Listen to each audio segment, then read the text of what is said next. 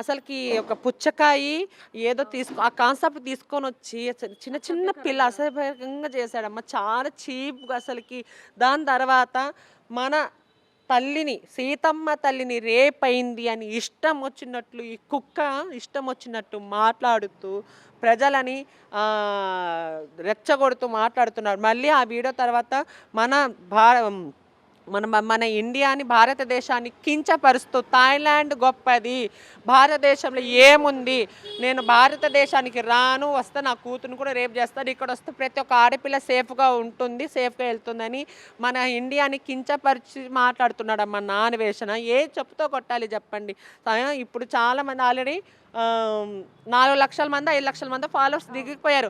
అన్వేష్ నువ్వేదన్నా చేసుకో, ఎవరితో అన్నా నువ్వు మాట్లాడకు, ఏదన్నా కానీ హిందూ సనాతన ధర్మం గురించి వస్తే మేము మాత్రము వదిలిపెట్టే సమస్య లేదు. ఏం తెలుసా నీకు సనాతన ధర్మం గురించి? ఇప్పుకొని తిరగండి.